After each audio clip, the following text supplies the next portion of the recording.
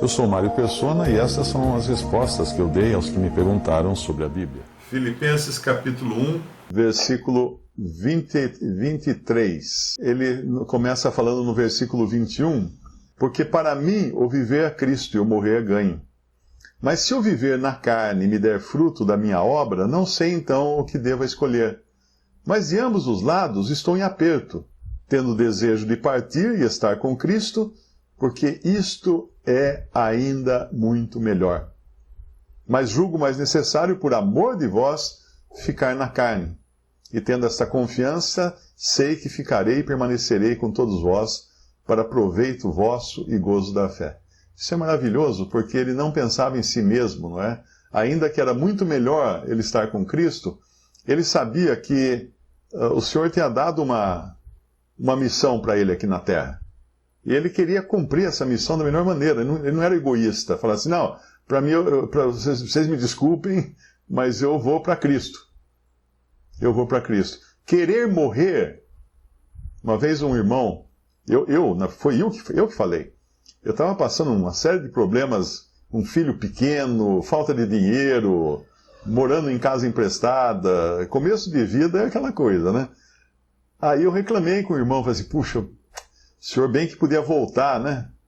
Ele falou assim, você está querendo que o senhor volte porque você quer estar com ele ou para você se livrar dos problemas? E aí nunca mais eu esqueci disso. Qual é o desejo do nosso coração de estar com Cristo? É para nós estarmos com Cristo ou porque isso vai nos livrar de problemas aqui na vida? Então é muito importante pesar isso daí, não é? Porque aqui ele não é egoísta. Ele não é egoísta. Eu estava fazendo um estudo com os irmãos sobre isso, uns irmãos de Goiânia, e o assunto era sobre falar em línguas.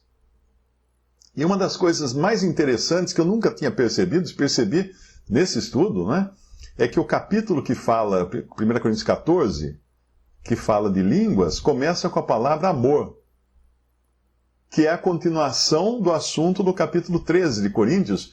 E lá no capítulo 13 fala que o amor é desinteressado. Aquele que ama não busca o interesse próprio, mas busca o interesse do outro. E aí quando ele passa para o capítulo 14, ele fala de amor, e aí ele vem logo discorrendo, dizendo que aquele que fala em línguas edifica a si mesmo, mas aquele que profetiza edifica os outros. E aí que caiu a ficha, puxa, uma pessoa que fala uma língua desconhecida, uma língua estrangeira, e não tem tradução, ela é extremamente egoísta. Ela só pensa em si mesma. Não, aquele que fala em língua edifica-se a si mesmo. Eu estou me edificando, tal. Mas e os irmãos? E as pessoas ao seu redor? Você está fazendo o que com elas? Então, o desejo de estar com Cristo não pode ser no sentido egoísta. De me livrar dos meus problemas, das minhas obrigações aqui, né? Porque a pessoa às vezes está com filho pequeno, falta de dinheiro, devendo para todo mundo. Eu quero que Cristo volte logo, porque assim eu não preciso pagar as contas, não preciso trocar fralda. Espera aí, não é assim, não. O desejo de estar com Cristo é porque Ele é sublime o suficiente para termos esse desejo. Aquele que o Pai se agradava nele, se agradou nele em todos os aspectos, exceto no momento em que precisou Deus lançar trevas sobre toda a terra, porque ali Cristo havia sido feito pecado por nós. Então ele tinha que morrer sozinho, ele tinha que enfrentar a escuridão do juízo de Deus sozinho.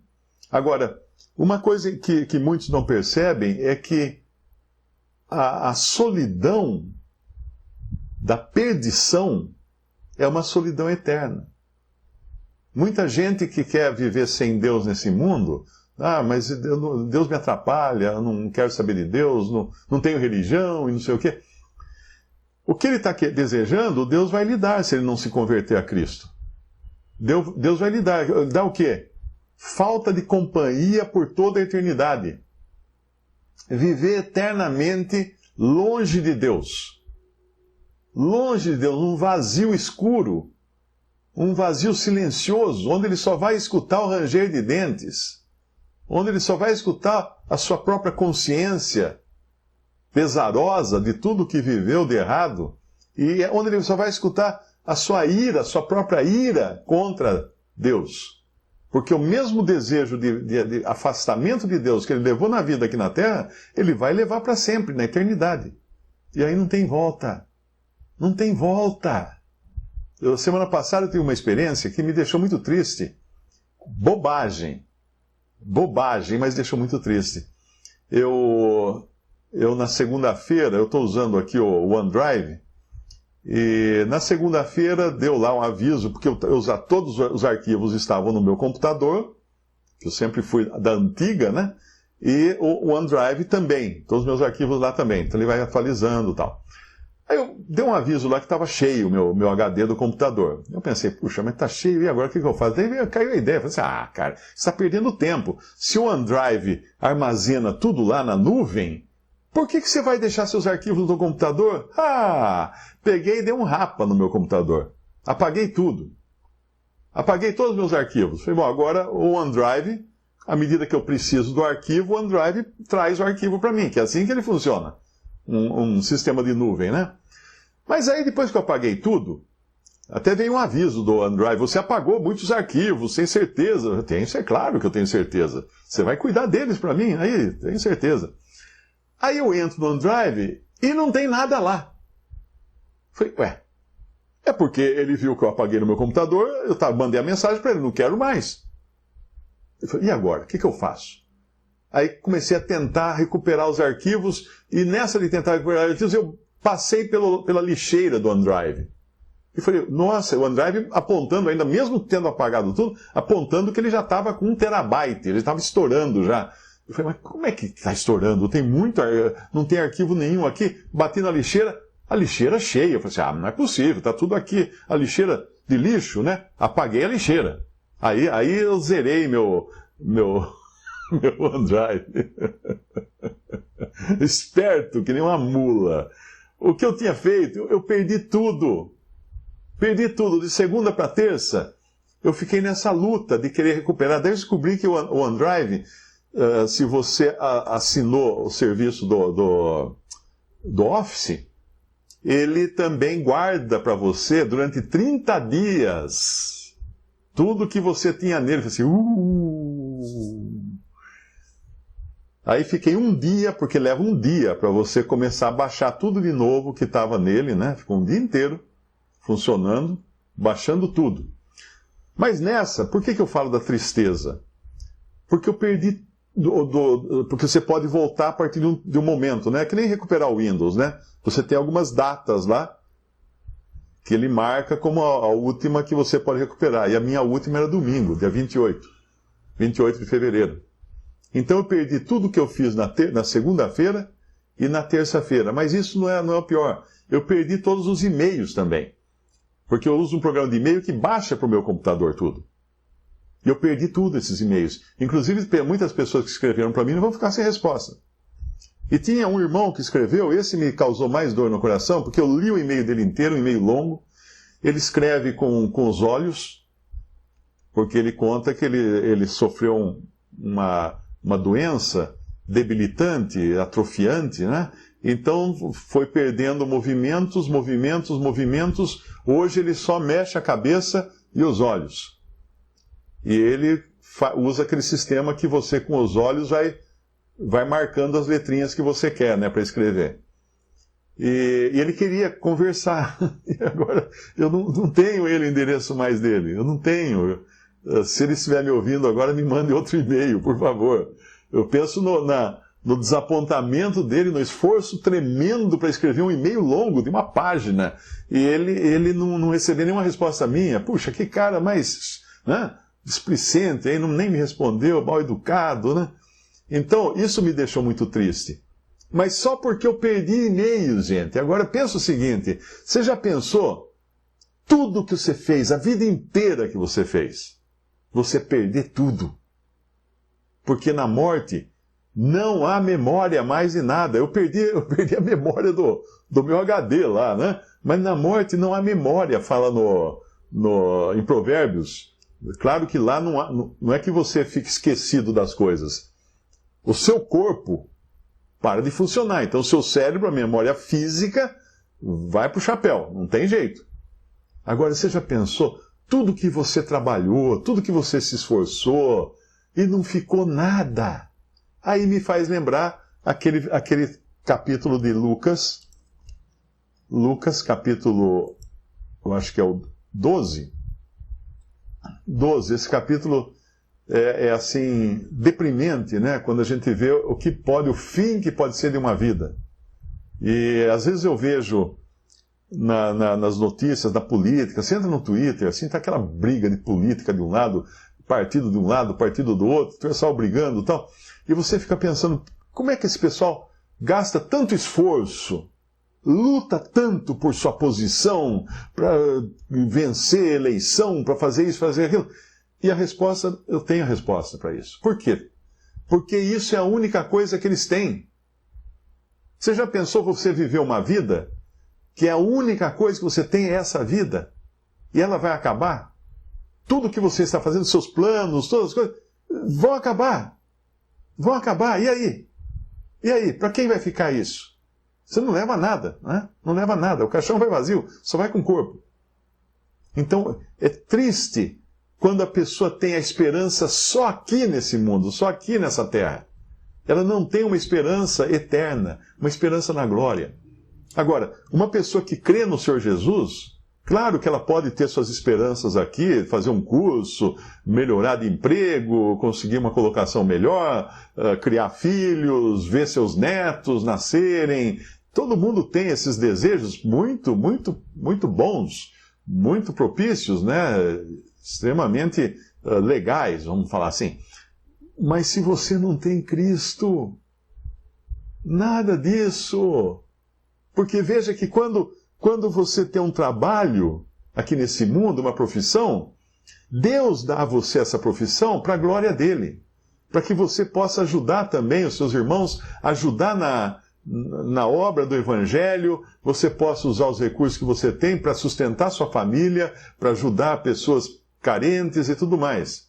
E essas boas obras que você faz, feitas em Cristo, feitas em Deus, elas são deixadas na memória. Como era Cornélio, o centurião, né? Que ele ainda não era convertido, mas era nascido de novo, e lá diz que as obras deles tinham sido colocadas em memória diante de Deus.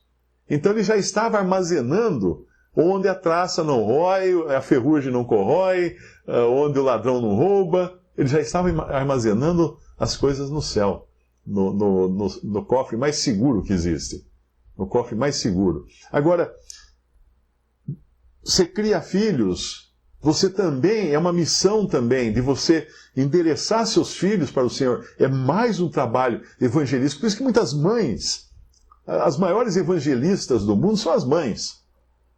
E as avós, que ficam com os filhos em casa. Isso é bíblico, hein? Isso é bíblico. Timóteo, a mãe e a avó que evangelizaram ele. Timóteo cresceu conhecendo as Sagradas Escrituras, ali fala do Antigo Testamento, graças à sua mãe e à sua avó. Então, mães, hoje se comemora aí o Dia Internacional da Mulher, né? O Dia da Mulher devia ser todos os dias, não só um. Mas mães que estão me ouvindo, vocês têm uma missão tremenda, maravilhosa essa missão. Não só de ensinar seus filhos, ou ensinar seus netos, mas também exercer misericórdia, porque as mulheres têm uma qualidade, tem uma paciência, tem um jeito para exercer misericórdia que o homem não tem. Tanto é que o maior número de pessoas que trabalham nos hospitais no atendimento direto aos pacientes são mulheres, são enfermeiras. As enfermeiras são heroínas, ainda mais nessa época. Quantas que estão morrendo aí, que são contaminadas e morrem? Isso é heróico, isso daí, é uma coisa heróica. A gente fica idolatrando cantor de rock, ator de novela, essas coisas, mas essas são as verdadeiras mulheres, as verdadeiras heroínas que estão aí dando a vida para salvar vidas. E você sendo incrédula, sabe para onde vai essa sua boa obra de salvar vidas e você é incrédula? Vai para o lixo do esquecimento. Não vai para Deus. Mas uma mulher cristã que trabalhe num trabalho desse, ela está acumulando tesouro no céu. Ela está mandando para o céu coisas que lá não corroem, não perde nada. Está tudo lá, guardadinho, para um dia o Senhor dar para ela o galardão dela. Quantas mulheres também ensinam mulheres? A gente, às vezes, tem irmãos que falam assim, a mulher não pode ensinar. Não pode ensinar doutrina para homens, não pode ocupar o lugar de homem, de varão. Mas vai lá em Tito, que as mulheres mais idosas ensinem as mais novas a serem boas esposas e tudo. Porque toda mulher nova, jovem, que se casa, por exemplo, ela está crua ainda de muitas coisas. Quantas mulheres que se casam e não têm uma assessoria adequada para enfrentar a vida de casada, em todos os aspectos. No aspecto sexual, no aspecto do relacionamento com o marido, no aspecto de criação de filhos, de cuidados da casa. Muitas entram no casamento cruas, zerado, HD zerado, que nem o meu ficou. E aí se perdem nisso. Às vezes destroem a própria família, destrói o próprio casamento, porque não vieram com uma assessoria. Tiveram uma mãe que nunca sentou com elas para conversar. Ou uma tia, uma avó, para dar instruções, para ajudá-la, para ela saber o que ela iria encontrar pela frente, como ela iria ter que se comportar agora como esposa, agora como mãe, como mulher virtuosa na casa. Então, muitas coisas, uma mulher incrédula, repito, todo o seu esforço, todas as suas boas obras são perdidas. Não vai ter prêmio. Porque o prêmio, o galardão, será dado no céu para os salvos. Para os salvos. Porque eles fizeram as boas obras que Deus preparou de antemão para que eles andassem nelas. Então aqui, só voltando então ao nosso capítulo 12, vamos ver um homem louco. E a Bíblia chama esse homem de louco. Por que homem louco? Porque ele só se ocupou com as coisas daqui dessa vida. No capítulo 12, versículo 16, propôs-lhe uma parábola dizendo: a herdade de um homem rico tinha produzido com abundância. E ele arrazoava consigo mesmo, dizendo: que farei? Não tenho onde recolher os meus frutos. E disse: farei isto, derrubarei os meus celeiros, edificarei outros maiores, e ali recolherei todas as minhas novidades e os meus bens. E direi à minha alma: alma, tens em depósito muitos bens para muitos anos. Descansa, come, bebe e folga. Mas Deus lhe disse: louco, esta noite te pedirão a tua alma, e o que tens preparado para quem será? Assim é aquele que para si ajunta tesouros, e não é rico para com Deus. Veja que essa palavrinha aqui faz toda a diferença. Não tem problema nenhum aquele que ajunta tesouros. Não tem problema ajuntar tesouros. O problema está a juntar para si. Para si. Porque se a pessoa prospera visando ajudar outras pessoas, a família, a obra do Senhor, tudo, não tem problema nenhum. Mas esse é para si. É aquele que para si ajunta tesouros. Ele pode ser rico nesse mundo, mas ele é pobre para Deus. Ele é pobre. Então vou deixar por aqui, porque eu acho que os irmãos têm mais coisas a acrescentar. Inclusive, falar um pouco também das nossas irmãs, né? Então é um assunto tão importante hoje, falar das mulheres e de como o Senhor as coloca numa posição de importância altíssima. Porque lembre-se bem, homens, nós não existiríamos sem elas. Elas, claro, não existiriam sem Adão, não é? Porque a mulher veio do homem, mas o homem vem da mulher. E Deus escolheu não um homem para trazer o Salvador do mundo, ele escolheu a mulher, Eva, que já estava Maria, né? Que já estava nos planos de Deus desde a eternidade. Visite respondi.com.br. Adquira os livros ou baixe e-books. Visite 3minutos.net. Baixe o aplicativo.